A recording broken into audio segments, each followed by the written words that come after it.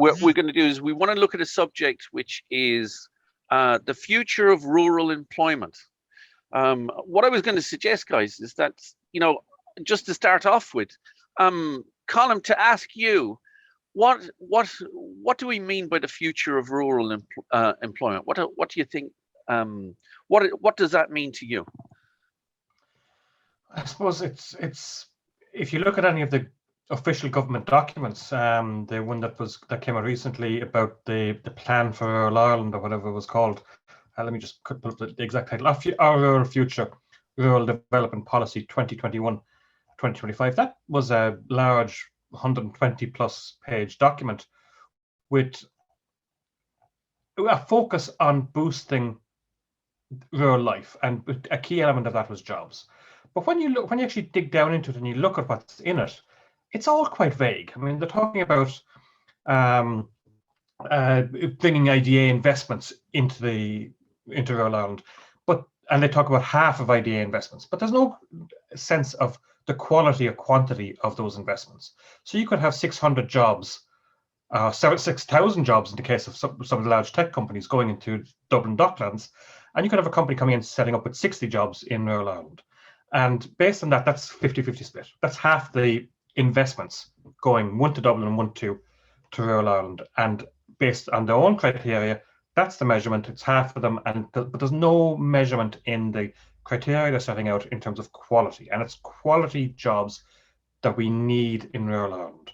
And when you're talking about quality jobs, you're talking about jobs that provide more than the minimum kind of living wage that we see in a lot of jobs. Agriculture, if you're a farmer, for example, it pays very poorly for the amount of work that a farmer has to do. Lots of jobs then that support that industry are similarly quite low paid. You go into towns in rural Ireland, and towns that, if you go to Tipperary town, for example, and you see that the main street is absolutely devastated. It was at over 70% of the retail units, they are closed. And even those that are open, again, are talking about minimum wage jobs. So if you want to have a decent standard of living in Ireland today, it's kind of expected that you move to a city. And just today at the Fine Gael Ardèche, Leo Varadkar, when he was talking about developing into the future and the type of building houses, and they're talking about 40,000 houses are going to be built over the next few years. They're talking about urban, high-density houses, as if that's the solution to everything. And yes, it is a key part of the solution, but there's very little focus on actually developing outside of the urban settings. And let's face it, outside of Dublin. Outside the M50 is an area that has never really recovered from the devastation of the collapse in the early 2000s, when the housing market collapsed, say around 2008 and that. And so when we're talking about rural employment, we really need to reach the point where we have to do it ourselves. We have to find innovative ways of creating jobs, of creating industries, of creating a culture of employment and employability in rural Ireland. And we have to do it ourselves as residents in rural Ireland. Excellent. There's a lot to take in there, Colin. Nice round summary on it. So, Daniel, did you want to chime in here with your take on what for you is meant by the future of rural employment? I suppose essentially, I wouldn't disagree with pretty much nothing what Colin said. It pretty much hits the nail on the head. But essentially, when people think of rural Ireland, they think of an entire community, and that community is not only like maybe the first thought that will come to people's mind that rural Ireland equals farmers, which probably isn't further from the truth. But rural Ireland actually links up a number of different professions and business. You think of the local pub, or the local vet, or the local shop. I suppose you think of, if you look from a sporting context, you look at local GA teams or sports teams that make up the identity of an area. And I suppose what we've seen in recent years is the decline of many of those things. And I suppose through the loss, either through people moving to cities for better paid jobs, or I suppose the lack of employment options there in rural Ireland, it has led to some of them professions and shops disappearing. And by one disappearing, it is a knock-on effect to others disappearing, and it affects communities. And I suppose as communities start to get generally older and the younger people start moving out, those communities eventually start to die out. And but I think the problem isn't insurmountable. Like, yes, investment is one of the things that's needed, but I think further to that, I think agriculture and rural Ireland needs to evolve, and I think technology can have a key role to play in that. And I think educating young people around the roles of technology, and I suppose if COVID has taught us anything, that working from home can be a real option for people, where they don't have to travel to the cities and towns and can work from home and I suppose spend their money in their own rural local economy. But I think that's something that we can look at further. Brilliant. What I was going to add there was that we saw a few years back a big push, because both of you touched on this, which was really the fall that we've seen in footfall in villages and towns in rural Ireland, and the way really we see the dynamics of town centres and villages changing, especially when we talk about shopping online and stuff like that. We're seeing it. We're seeing a lot of businesses hurt by COVID, obviously, but a lot of businesses that are going to find it difficult to recover when consumers have been getting into this habit of buying online and stuff like that. So we see a lot of the villages and towns finding it even more difficult to rebuild the footfall that's necessary. That kind of takes us into the idea of, look, what can be done to actually, when we talk about the idea of youth, we talk about general employment, and you talk about the quality of jobs. I mean, technology is very much in the realms of the biotechs, the pharmaceutical companies, the Dells of this world that are in Limerick and places like that. They do tend to migrate towards urban centres as opposed to rural centres. But we do see great companies in a rural context as well.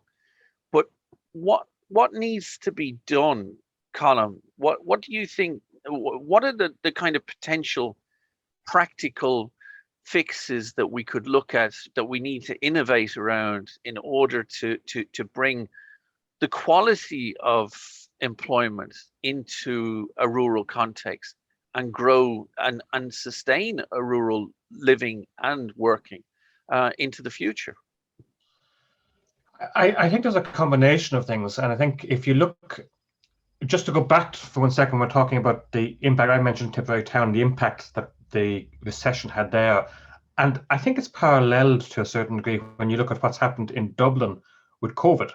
And there seems to be a bit of a crisis attitude in government now, where they're saying all these smaller shops and cafes and restaurants are really going to struggle if we don't go back working in the Dublin Docklands. If we don't have 10 or 15 or 20,000 people going into that area each morning, commuting from maybe Kildare or even further afield and going into Dublin city centre, all those jobs are going to be lost that support those. And yet, what we saw 20 years ago, and even less 12 years ago, when jobs were being lost in rural Ireland after, first of all, maybe the .com collapse and then into the housing collapse, and they left Tipperary Town and left all those industries such as restaurants and cafes and shops that were relying on the businesses, the larger businesses in Tipperary Town. When those larger businesses closed down, all those shops, of course, followed them. Okay. Now, interestingly, if you look in Ardfinnan, the village that I live in, that suffered tremendously over the last 20, 30, 40 years, with industries leaving. We had Munster Paper Sacks closed down. We had the Ardfinnan woolen mills closing down, big employers. And we also had, at one point, we had a Clary in the village at the other side, and we had My Insulation who took over that facility. They closed down. My Insulation closed down since I moved in here about 13 years ago. And that saw kind of a knock-on effect into the village, where we saw some shops and a filling station and other things closing down. The chemists closed down, and all this kind of hemorrhaging of the supporting out of the village. Since COVID, interestingly, And since people are now working from home and there's more people around the village, they're not going to large urban centres to spend the money. We now have a Barber's that has recently reopened. We've a new pharmacy in the village. We're seeing more shops actually talking about opening. We're seeing a little bit of life coming back into the village. And that just shows the impact that having a small number of people like myself, working from home, and actually not going into a city centre, not going into a large urban area and spending the money, but spending that small amount of money extra into the rural economy is causing jobs and causing businesses to be created in the rural area. So it shows we don't need a massive amount of investment. We don't need Facebook to set up in Ardfinnan. We don't need a huge level of investment. Yes, that would be nice to get in some of the larger towns and cities like Clonmel, Tipperary, even over towards some of the cities in terms of Limerick and that. If we could get some of the investment that's going into Dublin primarily, get that spread across into those large urban centres, I think what we would see is that they would benefit far more than Dublin would. But we just need small incentives and small initiatives in the rural areas that will get those jobs and that life back into those small villages around rural Ireland. Small change like COVID, which was a devastating impact, has seen some businesses now starting up in Ireland. And I hope that government policy will continue to support things like working from home, because if it doesn't, those businesses are going to be doomed. And the people who've taken the risk and taken the chance and taken the step to set up those new businesses need the government to support them, and not to say, well, you know what, lads, because a cafe is going to close down in Dublin city centre, we're going to make people go back to work in Facebook and make people go back to work in Dublin city centre, and to hell with the cafe that sets up in Ardfinnan. Excellent. Just to really build on that, I mean, we have organisations like Go Remote, or Grow Remote, looking at the idea of remote working from home, and of course that is a lifeline for really bringing life back into rural Ireland, where commuting was very much the practice pre-COVID. So really, for you, it's about opening, getting lots of small businesses off the ground. It's more about quantity in the sense of numbers of businesses, as opposed to large scale manufacturing coming in. We've seen, like, locally here in a big injection into rural Ireland would be people like Boston and Abbott and those type of organizations, which are great technology as well. But I mean, what else, Daniel, do you think we could be doing in the sense of, if we're thinking practically on the ground, how can the community help itself to innovate its way to growth in rural Ireland? What do you think the types of things that are getting you excited, the ideas that are kind of, I saw something yesterday where we were talking about produce and the idea of the role that local producers can play for local consumers in what we call the circle economy. What's your own thinking there? What ideas would you have around what we could be doing practically? Well, I suppose I'm going back to it again. Is technology. Like, if you look, like many of the businesses that we discussed that were traditional businesses of rural Ireland, and I suppose that would be synonymous with rural Ireland, at one point evolved from something else. I think that's where rural Ireland needs to adapt. We need to evolve and move with technology that's available to us. You do see an awful lot of time where you see companies and their advertising slogans is that they're there to help rural Ireland, but the actual input from people living in rural Ireland in those companies is minimal. And what I mean by that is that I think that whatever technologies we use down the road, that I think that rural Ireland needs to have an involvement in, or people that are behind those technologies, that they initially came from rural Ireland. And that's where the whole idea of education, people that are kids that are now born into rural Ireland, I think that they're educated in that area, and that can have the same opportunities as a person growing up in the city to work and earn the same type of living. I think that they're more likely to stay living in that community. I suppose initiatives that in the last year with COVID that I've taken a keen interest in is this whole area of I suppose linking the consumer with the food producer, and there's an awful lot of great initiatives around that. Whether it's like I suppose buying direct, or I read recently on Agriland there was farmers that were selling milk direct through a vending machine. That type of thing. I suppose even the way animal sales have gone, trading online, bidding online. Like if you asked that 12 or 18 months ago, people would have said, "No, you'd be mad." But even outside of agriculture, I think an awful lot of this work from home, Zoom and platforms like it have transformed how we interact, and I think it can only be a positive thing for rural Ireland. But I suppose essentially the core of my point is that I think that whatever means we go to preserve what rural Ireland is, I think rural Ireland is going to evolve. I think that's only going to be natural. But I think that the people that are living in rural Ireland should be, I suppose, directly involved in those innovative ideas around technology. And in order for them to be involved in it, I think they need to be educated around it. And I think that would be my own take on it. I think it's an exciting time to be in rural Ireland. I think that the way technology is moving and stuff, that there's a lot of opportunity there. I suppose it comes down whether people are prepared to take those opportunities. You know. Just to kind of contribute here myself, what one has to be cautious of is there's a lot of talk about technology. It isn't the be all. It isn't the magic wand. It takes people. It takes resources. It takes equipment. It takes knowledge. It takes expertise. And right there, one could put your finger on the pulse of rural Ireland. And start to feel the pain that's there over the idea of, well, okay, you talk about upskilling, you talk about technology, you talk about some of the new stuff out there. How are we ever going to have an opportunity to engage in that kind of community, in technology, and harness its innovative values, and the future that comes from it? If we don't have the knowledge, or we don't have access to the knowledge or the expertise to do it, I know in my own startup, looking towards the future, my dilemma is going to be finding people who have the skills that I need locally. It's a shame, but you end up going outside your local community to try and canvass for candidates that have the skill sets in technology that are needed to employ them. So we really have to. That's a pain point we need to deal with.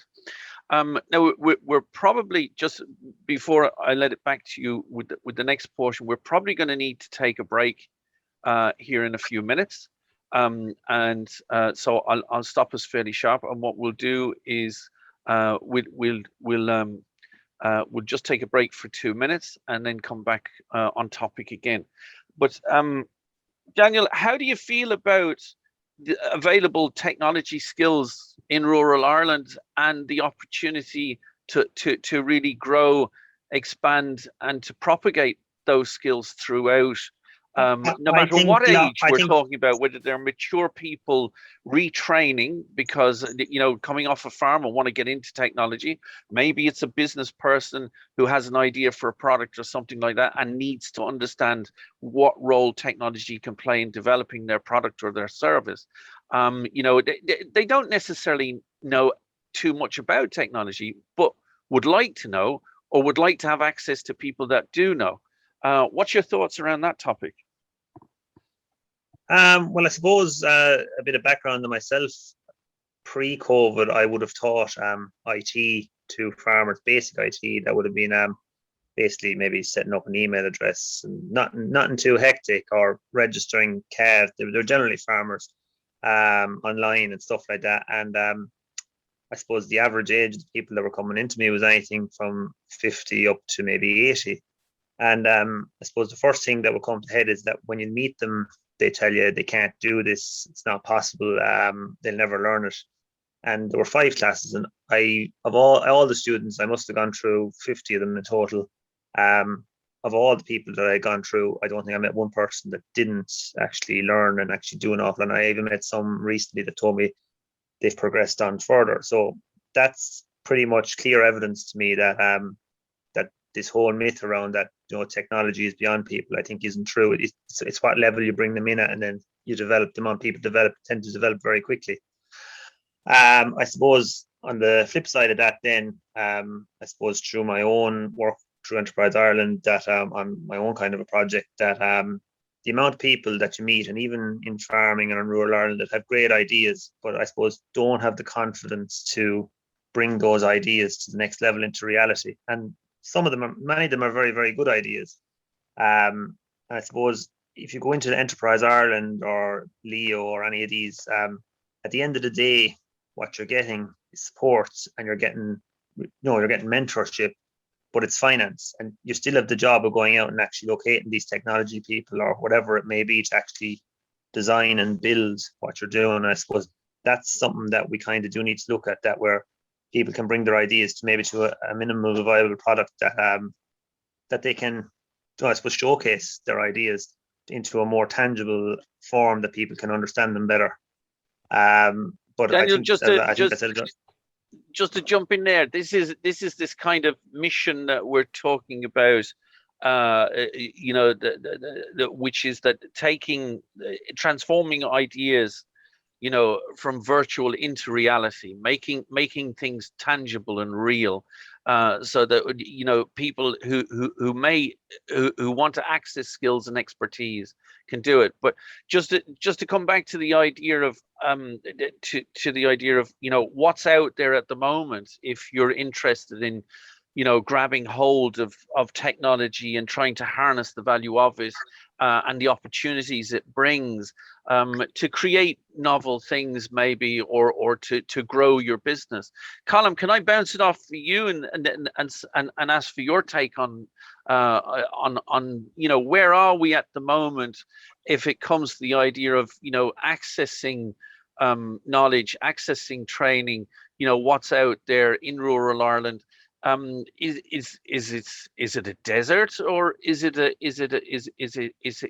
jungle of opportunity? What's your take on technology and knowledge and expertise in rural Ireland?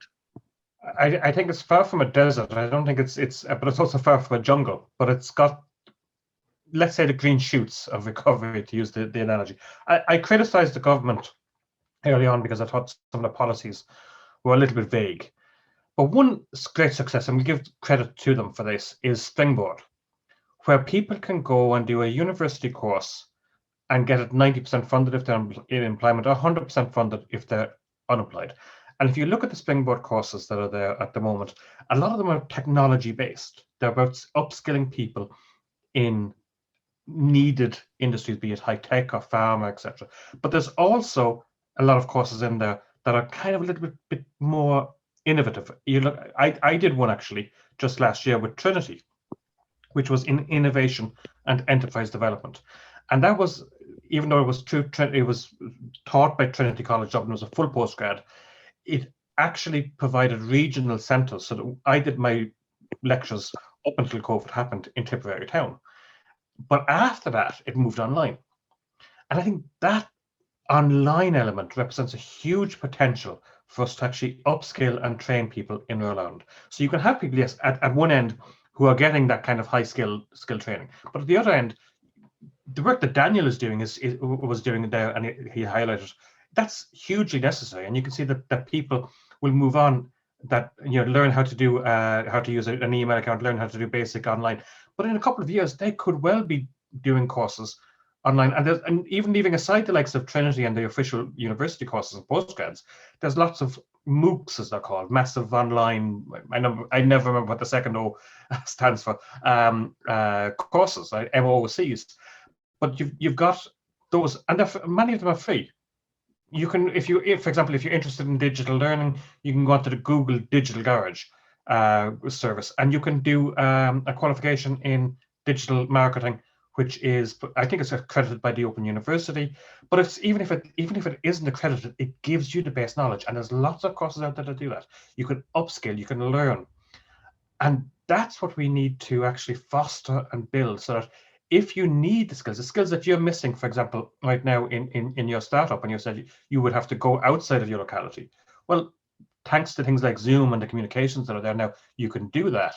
So that means that your business can actually grow and thrive and be established and get the help that you need, but you're buying in that help from outside. But courses and schemes like Springboard will allow us to put that knowledge base across Ireland, not just in the cities. And great credit to everybody who came up with Springboard, but they really now need to make the most of it and really push that and use the online opportunities that we were forced to use through COVID.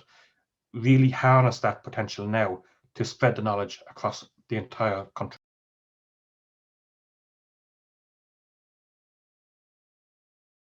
You're allowing people to actually learn on the job. You're allowing people to practically, pick up things and do things, and it goes beyond what you would see in likes of apprenticeships and that. But those apprenticeships still hold a very valuable position in the whole spectrum of education. So Fab Labs fit in someplace along that spectrum and provide the expertise that people can go and and learn what they actually need to do from somebody who's gone through it already, and get that education. And it's really important that you have all those little green shoots. To go back to the age of green shoots of recovery, you've got all those little green shoots coming up, because if you have just if the shoots are only coming up at either end of the spectrum, then you've got this desert in the middle, and we want to avoid that. And that's where Fab Lab comes in. No, Fab. I mean, let's just let's just talk about that for a moment, because we've gone from talking about rural employment and creating greater opportunities through the loop of learning and what opportunities might be there in a rural context for people to learn, to experience, to engage, to train on that. And we've come back after the break, and we're immediately talking about things like the Fab Lab.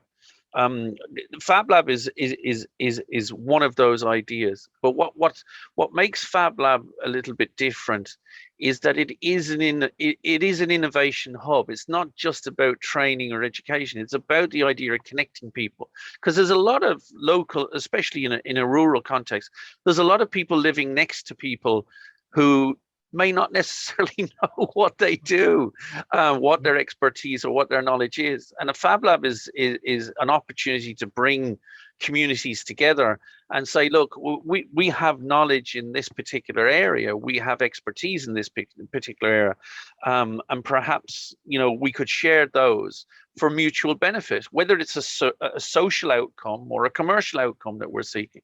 Fab Lab allows us to network. It's not just about the idea of perhaps getting an opportunity to learn. It's also an opportunity to experience, and that's very important, because if you take, for instance, small children who are looking for the opportunity to experience something like electronics, or they're looking at the idea of perhaps coding, or they're looking at the idea of perhaps something around engineering, an engineering type discipline. They can have they can be naturally leaning towards engineering, but they don't have the opportunity to experience it, to get their hands on something, as we'd say, to get their hands dirty, to get down in the trenches and try something out, to test it, to break it, to learn from it. And that's what a Fab Lab does. It creates that environment where people can learn, where they can test, where they can fail constructively.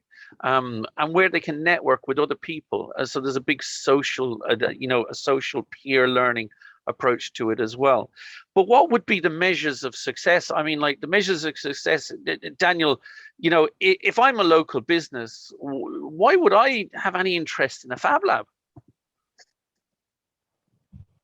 Well, I suppose going back to my original point, like if you're a local business or maybe you're a young person taking over a local business and you have ideas around innovation and how you can innovate your business and maybe make it move in other directions. As I said, like currently there is nowhere in rural Ireland to go and do that. You're automatically going to be drawn towards the universities and the colleges. And as I said earlier, while Enterprise Ireland and a lot of those government bodies do an awful lot of good work, there is nowhere to actually go to develop its financial support you get when you actually have to go out into the technology world and develop these ideas, whatever they may be. Generally, you're getting them developed like they're at a cost, and it's generally in cities and it's generally somewhere far away. But I suppose the other beauty of what you're describing is that it's in a rural setting, and the people that are helping you are living around in that rural area.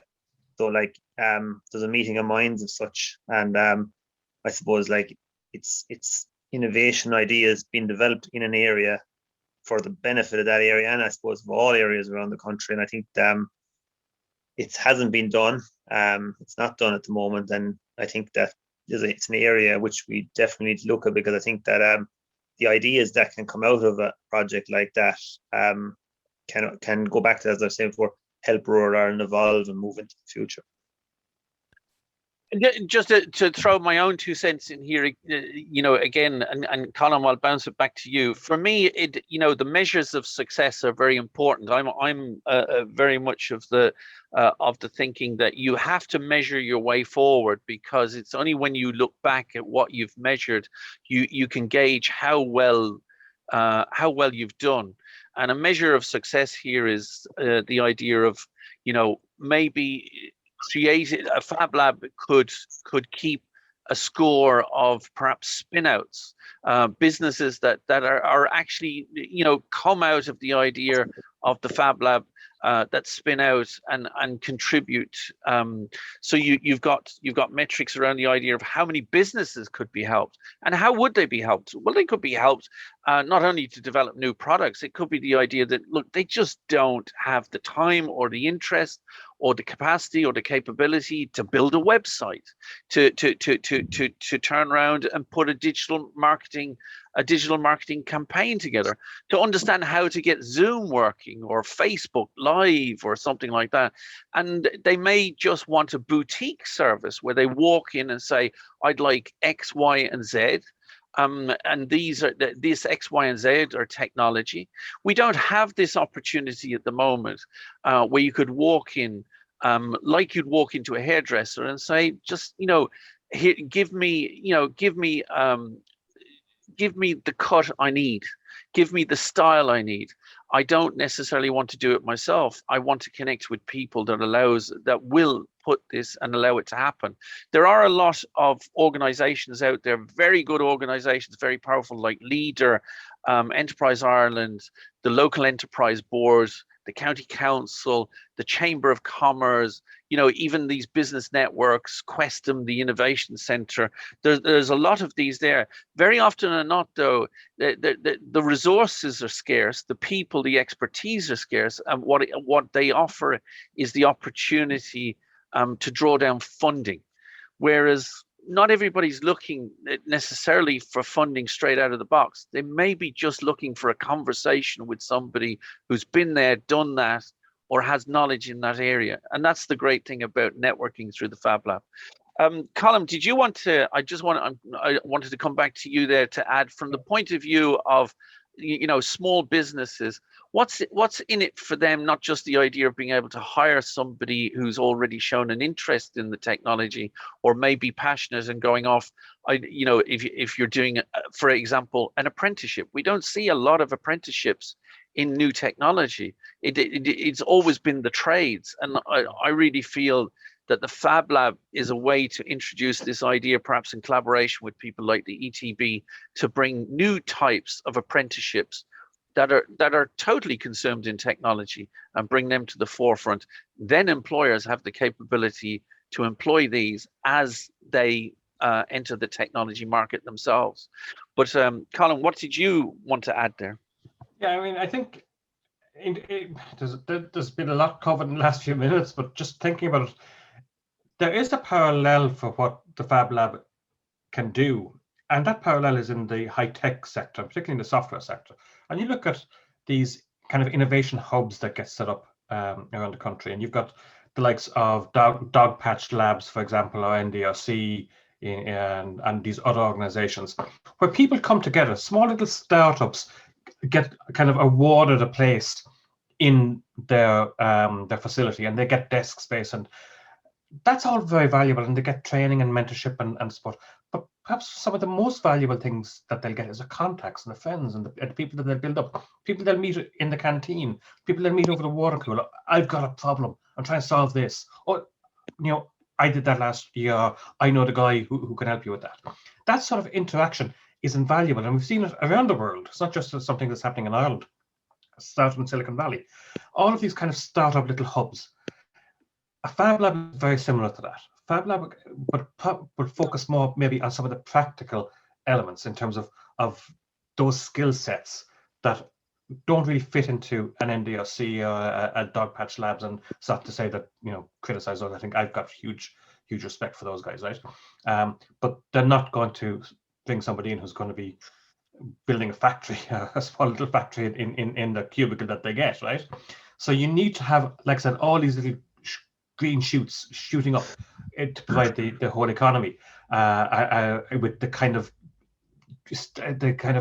energy that needs to progress everything fairly. We can't have a situation like we had at the start of this millennia where we had, like I said before, Tipperary town devastated, shut down, and we had Dublin where we couldn't even get you couldn't get office space in there for love nor money. Now that's the kind of imbalance that and basically unfair recovery that we can't have this time. So when we're looking at it, we need to have a situation where we have all of these innovation hubs and Fab Labs and all the supports that are coming from the great work that Leo's do and the Enterprise Islands do, harness all that so that we end up with all the range of spectrum that we need, be it apprenticeships or high-tech jobs or whatever it is that we need. When you go and you go to a Fab Lab or you go to an innovation hub, critical, and that's what's going to boost the recovery when it does come after COVID. Daniel, did you want to add anything there? No, I think Colin has pretty much hit the nail on the head. I suppose, like the Fab Lab, as you said yourself, apprenticeship and training and upskilling businesses alone, the people that they take on to upskill. I think there's a strong community element to it as well, that local groups, I suppose, if you're talking in rural Ireland, the likes of Macron na Firma or the ICA or the IFA or farm groups, it provides space for them to meet, and it exposes their members to technology and a whole range of new training courses that their members can take on. But I think the core to it is that it's a space where like-minded people can come together. And even for housing, I suppose, new rural innovative businesses as a place to kind of start off, like it's a great hub for them to kind of allow them to find their feet. And I think that there's a lot of potential in the idea, definitely. Well, that kind of takes me to the final question, really, of the night as we round up to the top of the hour. It's really about what are the next steps. If you're going to, we don't necessarily want to. We've come across enough opportunities for talking shops. It's basically, what are we going to do about it? What would be the nenext steps? To progressing forward. We've spoken about the Fab Lab, as really why we've kind of gathered around this idea. Now, there may be other things as well, aside from Fab Labs, but it's just the thing that we came together, looked at, and started to think, this is an idea that should transform into a concept, that should transform into reality and become something tangible on the ground, a good practical idea. But I mean, how do you progress it forward? Colin, any thoughts on what the next steps might be to actually do something about this rather than just talk about it? I think if you, in terms of actually setting up a fab lab, you've got to get the actual facility in place and start to build the momentum and build the enthusiasm around it. I think, but you've also got to be aware that it's going to be a struggle for anybody who's setting up business. They say 90% of businesses fail, and if you go to a venture capitalists, for example, they will look for only high potential startups because they will lose money on probably 75-80% of the companies that they invest in. So starting a business is tough, okay? But what you need to do is change the attitude around that. I was involved in a couple of 3 or 4 startups actually in the last 18 months. For one of them, for example, we bought the New Frontiers Phase 1, the group that I was involved with that. It kind of spun out of something we had with textiles, and we won an award in our textiles. Very good idea. We called it Fever Finder. We brought it to New Frontiers Phase 1, but we couldn't make it work for a variety of different reasons. Now, you could say that's a failure, and you could say that's something that another business that has gone to the wall, one of the 90%. But I think all of us who are involved in that learn so much that we can apply that in the next businesses we move on to, other businesses we might be involved in. And that's one of the things you need to do as well. We need to change the attitude and how we learn from failure, how we learn from each other in terms of failure. Because the lessons that one person will have are invaluable, and you only learn those by talking to them, by texting them, and that's where Fab Labs and innovation hubs come in. So we need to put the facilities in place. We need to change the attitude, and we do need some funding. That's going to be key as well. That you're going to have funding and support from the government, be that through the Enterprise Ireland, or the local enterprise office, or the county councils, or directly from the government in some other format. But you're going to need to get money in place and supports in place to actually put that infrastructure there, because it's like the venture capitals that I mentioned at the very beginning. They invest in the long term. They look for something that's going to get them hired.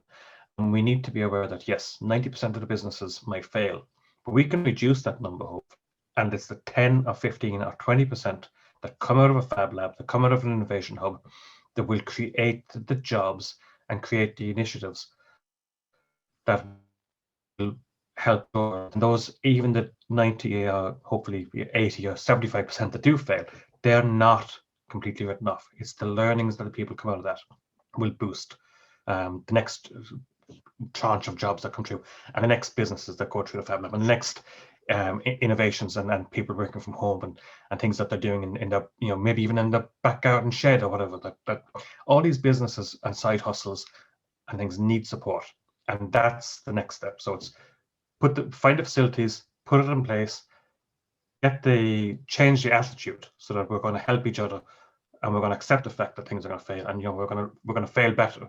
Where is it Joyce or somebody, or Oscar Wilde, something, fail better, fail again, or whatever the phrase is.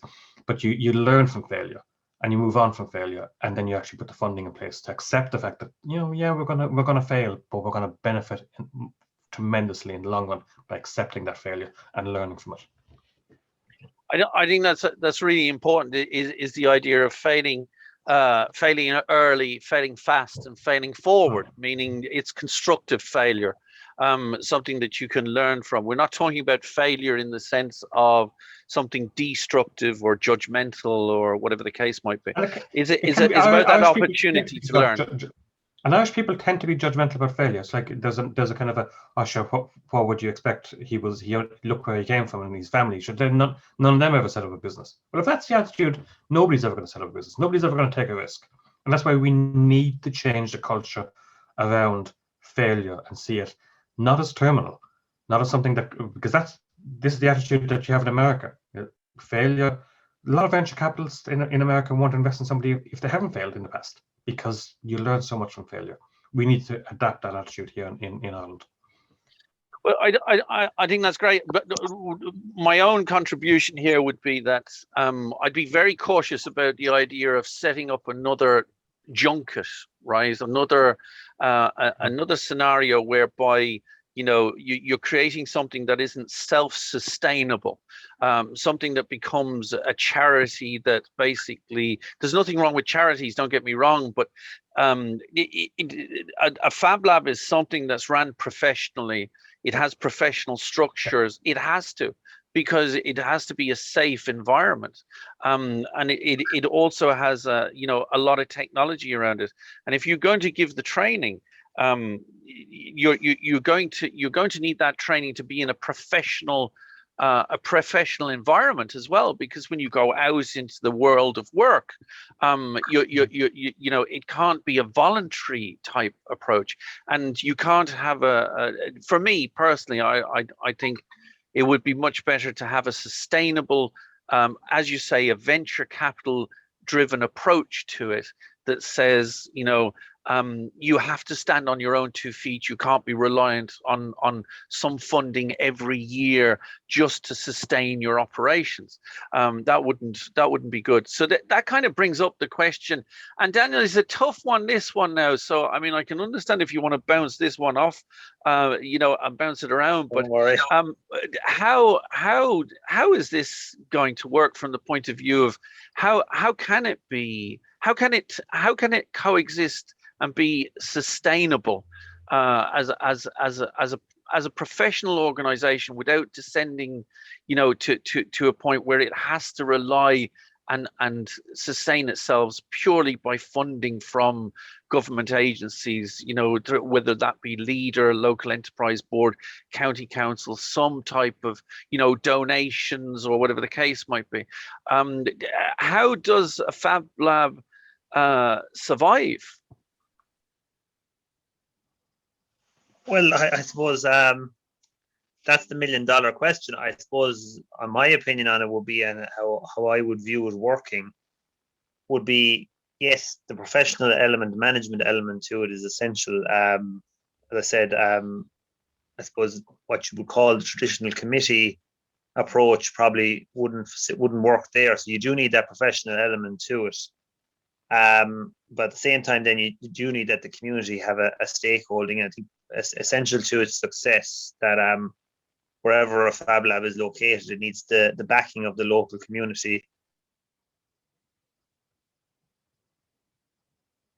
Daniel, you've muted there, sorry. Yeah, local schools or local businesses that may be in the area.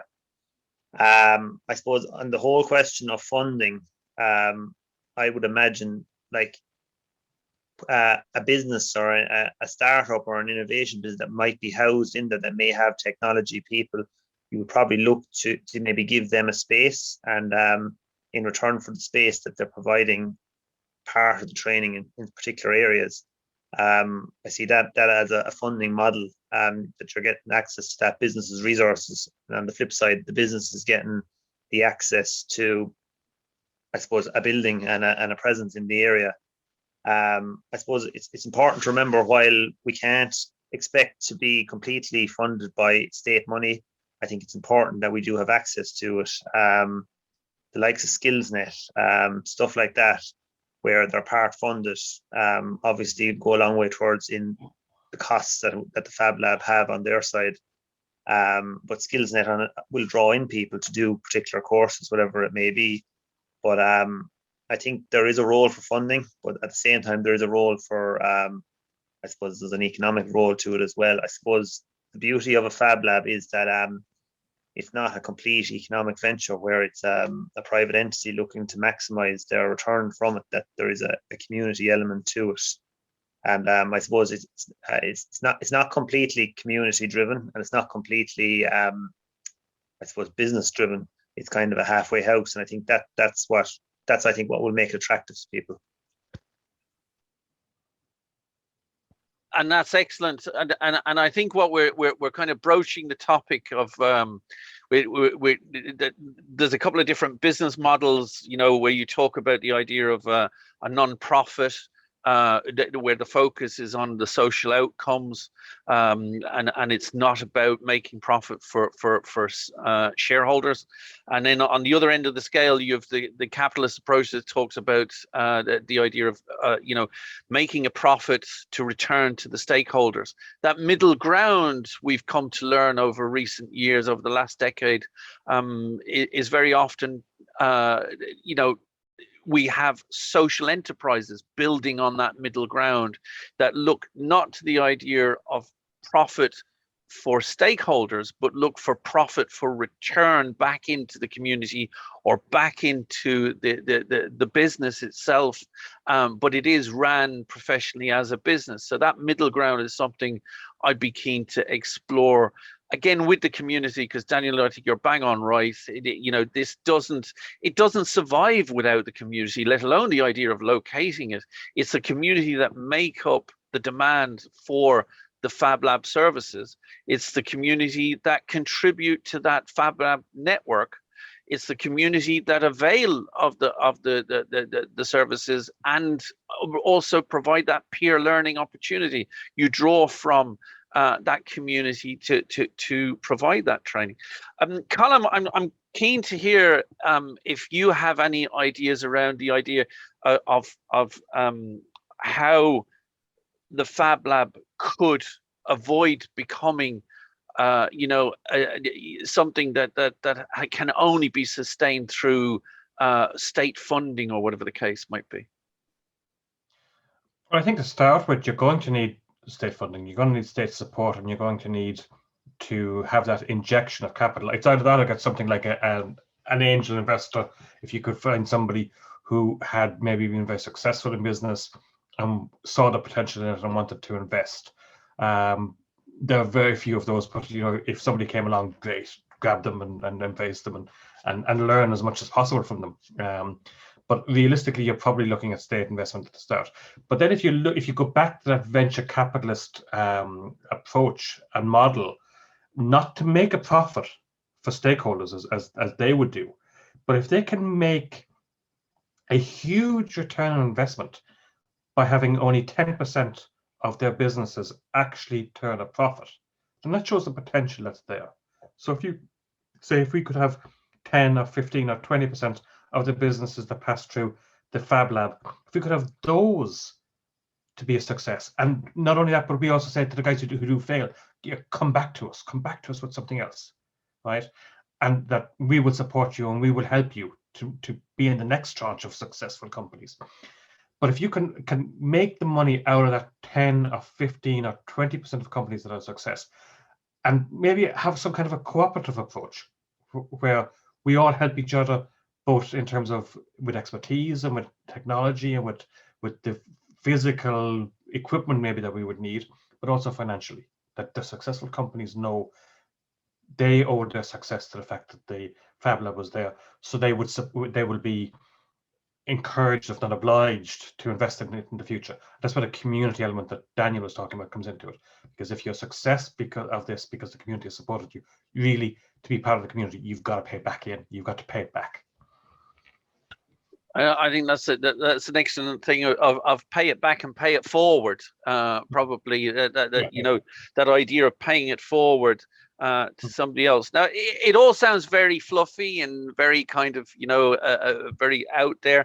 But what I would say is it is working. You have people like Mondragon in Spain, who basically was a factory closing down, making car exhausts for vehicles, I think it was. And basically, after the manufacturer decided to close down, the employees came together, formed a social enterprise, which was a worker-owner cooperative, and instead of returning profits to shareholders, they made the workers the shareholders and returned it back into the factory until they created a monolith. They have their own university out there. The whole Mondragon thing is well worth somebody taking a look at to see how social enterprises can actually harness the best of the social and the commercial value that can be created.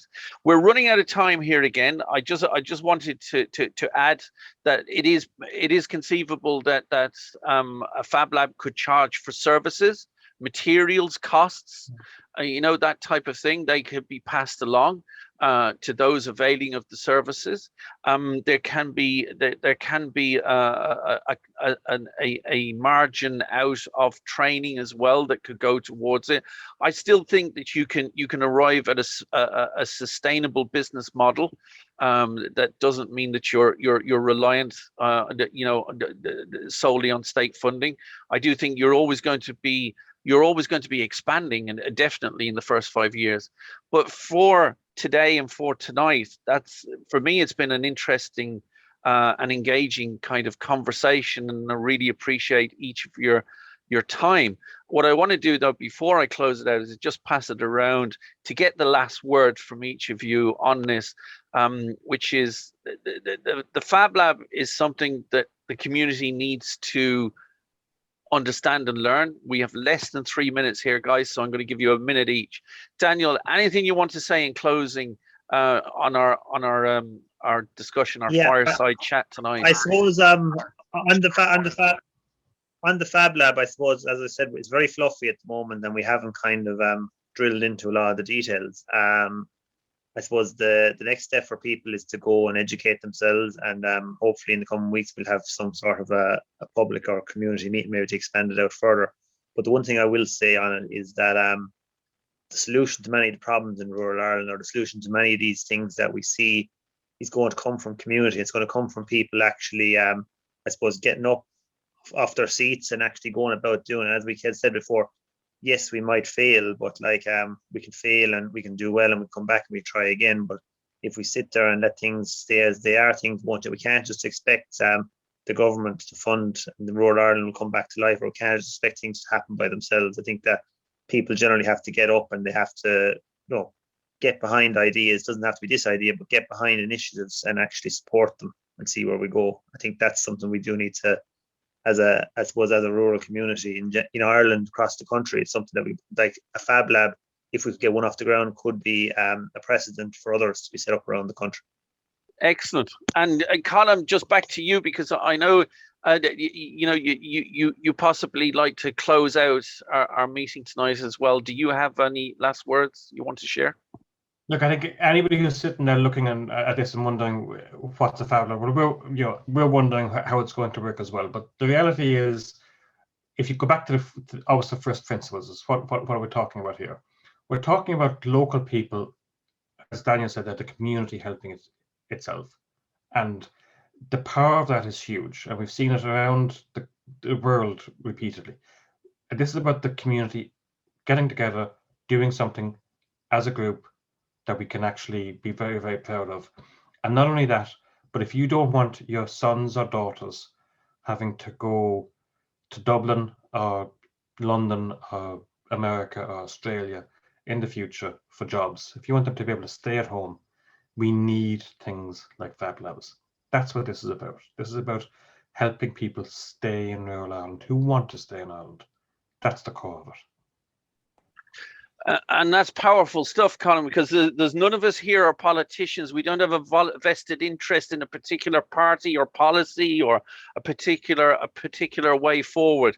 What we're doing is we're all distributed around the community, much as the people, hopefully, that are going to see this. What I will say is we'd like to come back. We'd like to do another topic on the future of whatever. We'll touch on that. But for tonight, thank you very much for everybody's time, and looking forward to doing it again. Thank you very much, and good luck.